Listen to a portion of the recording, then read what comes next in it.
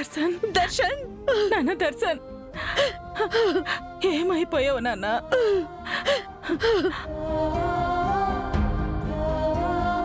Darshan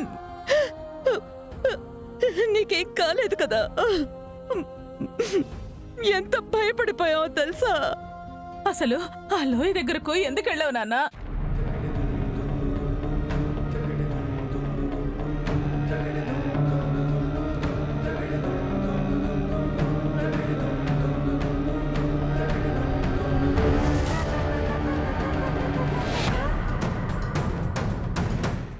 madam, ఆ విషయాల తర్వాత మాట్లాడుకోవచ్చు. ముందు దర్శన్ సార్ని లోపలికి తీసుకురండి.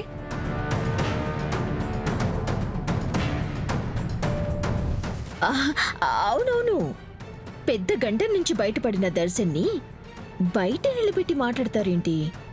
లోపలికి తీసుకురండి.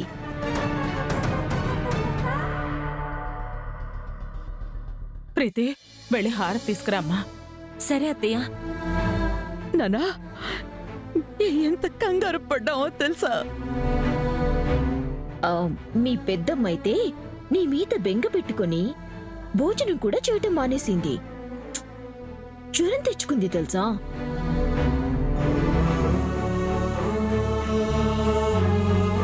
దీనంతటికి కారణం మీరిద్దరేనని అత్తయ్యకి చెప్తే అత్తయ్య మిమ్మల్ని బయటకు గంటుతుంది.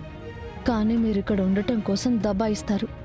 ఏ ఆధారంతో ఏ సాక్ష్యంతో మా ప్రమేయం ఉందని అంటూ ఉంటారు. పైగా రివర్స్ అవుతారు. అందుకే అత్తయ్యకి చెప్పలేను. కానీ మీ ఇద్దరిని నేను వదలను. మీ సంగతి చూస్తా.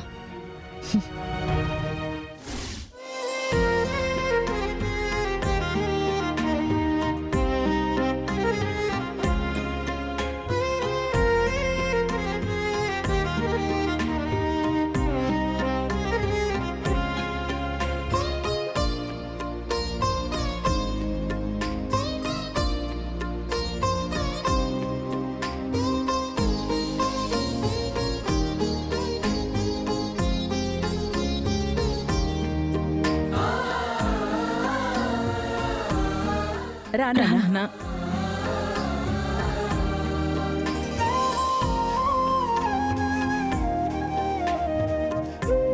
కూర్చో నాన్నా.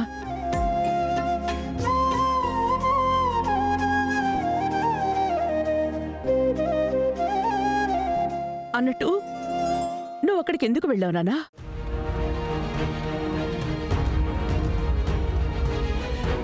ఈవిడ మళ్ళీ మళ్ళీ అద్దె అడుగుతోంది. నేను ఫోన్ చేసి పిలిపించిన విషయం బయట పెట్టేస్తాడా ఏంటి?